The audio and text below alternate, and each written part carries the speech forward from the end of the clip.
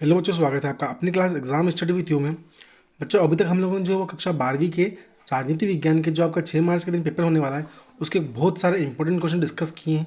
आपको उन सभी जो क्लासेस के लिंक जो डिस्क्रिप्शन बॉक्स में नीचे मिल जाएगी, ठीक है। और अगर आप लोग चैनल पर नए हैं तो प्लीज़ आप लोग चैनल को सब्सक्राइब अवश्य रूप से कर लें, ठीक है। और अपने इतने भी फ्रेंड्स हैं उन सबको रिकमेंड जरूर करें, क्योंकि मेरा एक ही लक्ष्य होता है कि बच्चे अगर एग्जाम दे रहे हैं तो जितने क्वेश्चन बच्चे ने पढ़े हैं उतने ही क्वेश्चन सारे एग्जाम में बच्चों के आने चाहिए, ठीक है। बहुत बार क्या होता है, आप लोग पढ़ते हैं, आपको क्वेश्चन के जो डाउट होते हैं वो क्लियर नहीं हो पाते हैं, या क्वेश्चन अच्छे से आप लोगों को समझ में नहीं आ पाते हैं, है ना। तो देखो, मैं क्या करता हूँ कि कुछ कुछ इंपॉर्टेंट क्वेश्चन लेता हूँ आप लोगों के लिए, ठीक है। और उन्हीं इंपॉर्टेंट क्वेश्चन के ऊपर आप लोगों की क्लास तैयार करता हूँ। देखिए, क्वेश्चन ऐसे होते हैं जो कि आपके एग्ज़ाम में काफ़ी बार आते हैं, ठीक है। और लगभग 110% आपके एग्ज़ाम में आते ही आते हैं। और जितनी बार मैंने जो क्वेश्चन बताए हैं उनमें लगभग मैं बोल रहा हूँ 101% क्वेश्चन ऐसे हैं जो कि आपके एग्ज़ाम में हमेशा आए हैं। एग्जाम्पल के लिए आप जो 12th वाले स्टूडेंट्स हैं उनसे पूछ सकते हैं, जो 10th वाले स्टूडेंट रहे हैं उनसे आप पूछ सकते हैं, ठीक है। इसी कैसे मेरे जो 11th वाले बच्चे हैं उन लोगों के लिए कुछ क्या बहुत सारे इंपॉर्टेंट क्वेश्चन लेके आया हूँ। तो प्लीज़ आप लोग क्लास को मिस ना कीजिएगा, ठीक है। और नए हैं तो प्लीज़ आप लोग चैनल को सब्सक्राइब अवश्य रूप से कर लें, ठीक है। देखिए, आज का हम पहला क्वेश्चन पढ़ने वाले हैं, जो कि पहला क्वेश्चन आज का हमारा क्या आने वाला है कि लोकसभा के सदस्यों की लिए योग्यता क्या होती है। लोकसभा का अगर सदस्य बनना है लोकसभा का तो उसके लिए योग्यता क्या होनी चाहिए, ठीक है। मैक्सिमम क्वालिफिकेशन क्या होनी चाहिए, एवरेज एज क्या होनी चाहिए, मतलब आयु क्या होनी चाहिए, ठीक है। किन किन चीज़ों में व्यक्ति जो है वो अच्छा प्रबल मतलब प्रबल प्रवक्ता होना चाहिए या क्या होना चाहिए व्यक्ति में, ठीक है। तो पहला पॉइंट क्या बोल रहा है कि वह व्यक्ति भारत का नागरिक हो, मतलब वह व्यक्ति कौन होना चाहिए, उस व्यक्ति के बाद भारत की नागरिकता हासिल होनी चाहिए, ठीक है। उसके बाद दूसरा पॉइंट क्या बोल रहा है कि वह व्यक्ति कम से कम 25 वर्ष की आयु प्राप्त कर चुका है, मतलब व्यक्ति जो हो, जो भी व्यक्ति लोकसभा का सदस्य बनना चाहता है उसकी एज कितनी होनी चाहिए, कम से कम 25 वर्ष से अधिक होना ही चाहिए। यह अति अनिवार्य इसको हम बोल सकते हैं, है ना। फिर थर्ड क्या बोल रहा है कि भारत सरकार अथवा किसी राज्य सरकार के अंतर्गत वह कोई लाभ का पद धारण न किया, मतलब सरकार द्वारा जितनी भी योजनाएं चलाई जा रही हो वो किसी भी मतलब मान लीजिए ऐसी जो सरकारी कर्मचारी जो होते हैं, ठीक है, उन पद पर ना हो, ठीक है। या मान लीजिए कोई ऐसी उसमें पद पर ना हो, ठीक है, जिस पर सरकार का उसको जो प्रॉफिट मिल रहा हो, ठीक है, कोई लाभ मिल रहा हो। अगला पॉइंट क्या है, चौथा पॉइंट क्या बोल रहा है कि वह किसी न्यायालय द्वारा पागल अथवा दिवालिया न घोषित किया गया हो, मतलब यह मान लीजिए न्यायालय द्वारा मतलब बहुत बार क्या होता है किसी व्यक्ति मतलब कोई व्यक्ति के कुछ मानसिक विकलांगता होती है, मतलब मस्तिष्क को मान लीजिए कोई डिसेबिलिटी होती है, कुछ ऐसे विकार होते हैं, ठीक है, मस्तिष्क के, जिसके कारण उस व्यक्ति को हम पागल या दिवालिया घोषित किया जाता है, ठीक है। फिर अगला क्वेश्चन क्या है, क्वेश्चन नंबर 5वां क्या बोल रहा है, देखिए ध्यान दीजिएगा। क्वेश्चन नंबर 5वां क्या, सॉरी पॉइंट नंबर 5वां बोल रहा है वो कि वह संसद द्वारा पारित एवं समय समय पर संशोधित जनप्रतिनिधित्व अधिनियम 1951 द्वारा निर्धारित अन्य योग्यताएं रखता हूँ, जितनी भी क्वालिफिकेशन जो है वो अधिनियम 1951 द्वारा जोड़ी गई है, ठीक है। लोकसभा का सदस्य बनने के लिए वो सारी योग्यता उस व्यक्ति में होनी चाहिए, तभी जाके वो व्यक्ति जो है वो लोकसभा का सदस्य बन पाएगा, ठीक है। अगला क्वेश्चन देखते हैं, अगला क्वेश्चन क्या बोल रहा है हम लोगों का। अगला क्वेश्चन बोल रहा है कि लोकसभा के सदस्यों के विशेषाधिकार लिखे, क्या क्या उन पर अधिकार होते हैं, जो जो व्यक्ति लोकसभा के सदस्य होते हैं उनके पास कौन कौन से अधिकार होते हैं आपको ये बताना है, ठीक है। तो लोकसभा सदस्यों को भारतीय संविधान के अनुच्छेद 105 द्वारा निम्नलिखित विशेषाधिकार हासिल होते हैं। अब देखिए, लोकसभा के सदस्यों को किस अनुच्छेद के अंतर्गत जो है वो विशेष अधिकार प्राप्त होते हैं, तो अनुच्छेद 105 के द्वारा उन लोगों को जो है वो विशेष अधिकार प्राप्त होते हैं, जिसमें से कि हम पहला क्या बोल रहा है कि प्रत्येक लोकसभा सदस्य सदन के विचार विमर्श में स्वतंत्रतापूर्वक हिस्सा ले सकता है, मतलब उस व्यक्ति के पास भी मतलब इतनी परमिशन होती है कि लोकसभा मान लो कोई भी अगर सदन चल रहा है तो उसमें जो विचार विमर्श हो रहा है, जो भी राय मशवरा हो रहा है, उसमें व्यक्ति खुले रूप से अपना जो है राय प्रस्तुत कर सकता है, उसमें हिस्सा ले सकता है, तथा सदन में उसके द्वारा दिए गए वक्तव्य को किसी भी न्यायालय में चुनौती नहीं दी जा सकती, मतलब उसके द्वारा जो भी ठीक है बोला जाता है, ठीक है, व्यक्त किया जाता है, उसको जो है मान्य किया जाना चाहिए, क्योंकि वो लोकसभा का सदस्य बन चुका है, जो लोकसभा का सदस्य वो है। अगला सेकंड पॉइंट क्या बोल रहे देखिएगा।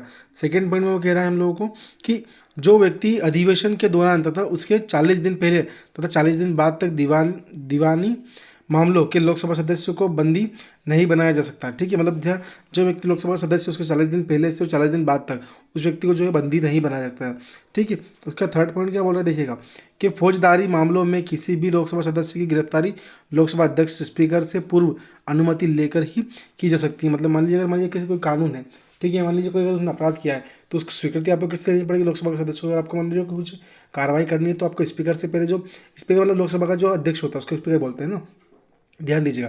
तो आपको स्वीकृति लेना अति अनिवार्य होता है।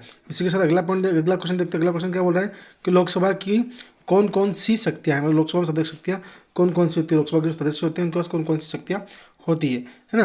तो भारतीय सदन के निम्न सदन अर्थात लोकसभा की शक्तियों में कानून का निर्माण करना, राज्य के वित्त पर अंकुश लगाकर आम तथा रेल बजट पारित कराना, ठीक है, मंत्रिपरिषद पर नियंत्रण रखना, संविधान संशोधन करना, ठीक है, राष्ट्रपति एवं उपराष्ट्रपति के निर्वाचन में मताधिकार का प्रयोग करना, राष्ट्रपति पर महाभियोग चलाना, ठीक है, न्यायाधीश एवं अन्य उच्चाधिकारियों को पद से हटाने संबंधित प्रस्ताव पारित करना इत्यादि उल्लेखनीय उक्त शक्तियों के अतिरिक्त लोकसभा राष्ट्रपति द्वारा जारी आपातकाल उद्घोषणा को स्वीकृति प्रदान करते हैं। मतलब लोकसभा के सदस्य जो होते हैं ना, वो क्या करते हैं, कुल मिलाकर मैंने देश में मान लीजिए कि यार कौन सा परिषद है, ठीक है, किसके द्वारा कौन सा गलत काम किया जा रहा है, कौन सा अधिकारी किस काम को अपनी निष्ठा से नहीं कर पा रहा है, उन सबके देख रेख का काम कौन करते हैं, लोकसभा के सदस्य करते हैं।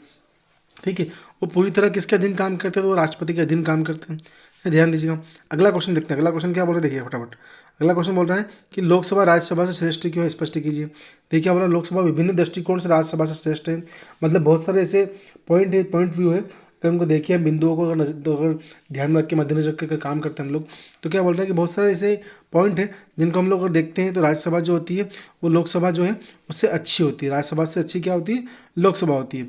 ठीक है, अब क्या बोल रहे हैं कि कार्यपालिका लोकसभा के प्रति उत्तरदायी होती है। मतलब कार्यपालिका के जो भी लोग होते हैं वो किसके प्रति उत्तरदायी होते हैं, तो लोकसभा के प्रति उत्तरदायी होती है, न कि राज्यसभा के प्रति।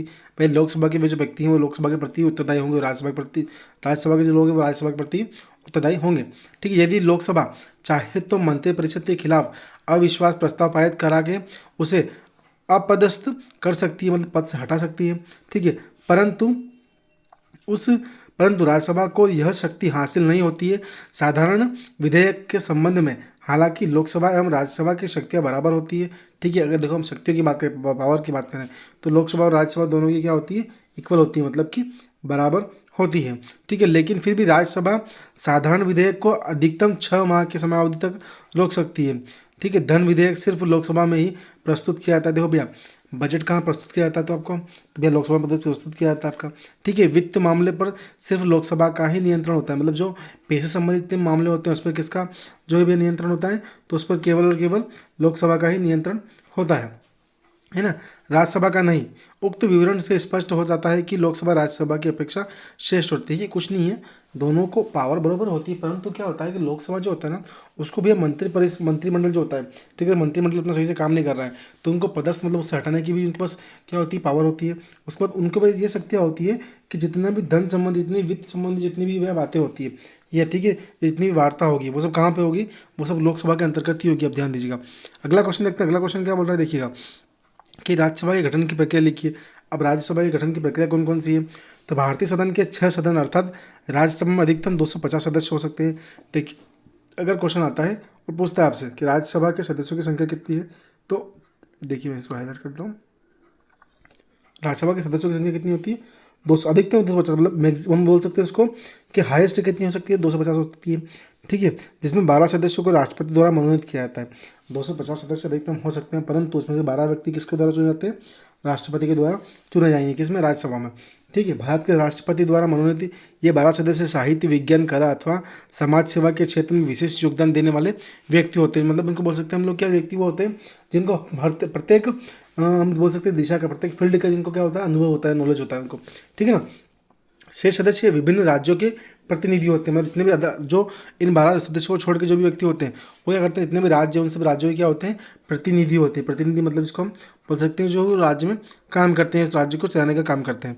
ठीक है, जिसका चयन इकाई राज्यों के विभिन्न सदस्यों के विधानसभाओं के सदस्यों द्वारा समानुपाती प्रतिनिधित्व प्रणाली के अनुसार एकल संक्रमणीय मत द्वारा किया जाता है। मतलब इसके मतलब इनका चुनाव किसके द्वारा होता है भैया, तो जो राज्य है, ठीक है, राज्यसभा के द्वारा ही इनका, राज्यसभा में जितने विविध जो सदन होते हैं उनके द्वारा इनका चयन किया जाता है। ठीक है, वर्तमान राज्यसभा में कुल 245 सदस्य। देखियो अगर क्वेश्चन आता है कि वर्तमान जो है राज्यसभा उसमें टोटल कितने कुल सदस्य हैं, तो 245 कुल उसमें क्या है, सदस्य हैं। ठीक है, ध्यान दीजिएगा। देखो मैं थोड़ा सा हाईलाइट करता हूँ आपको राउंड करके, ठीक है ना। देखिए सही हो नहीं पा रहा है वो, ये लीजिएगा। ठीक है, वर्तमान में कुल भी अगर देखिए राज्यसभा के सदस्यों की कितनी संख्या है, 245, जिसमें कि 233 निर्वाचित हैं, मतलब 233 क्या है, चुने गए हैं, तथा 12 राष्ट्रपति द्वारा मनोनीत किए गए हैं। ठीक है, 245 इसमें कि 12 राष्ट्रपति द्वारा चुने गए हैं, और 233 जो 33 जो है, ठीक है, वो क्या है भैया, चुने गए हैं, और 12 जो है राष्ट्रपति द्वारा दिए गए हैं। ठीक है, हम क्लास को लंबी नहीं करते, यहीं एंड करेंगे। और अगर आप लोग की क्लास में पूरी पसंद अगर आप लोग आती है तो प्लीज़ आप लोग जो है वो क्लास को जो शेयर ज़्यादा से ज़्यादा कर दें। Thank you. Thank you.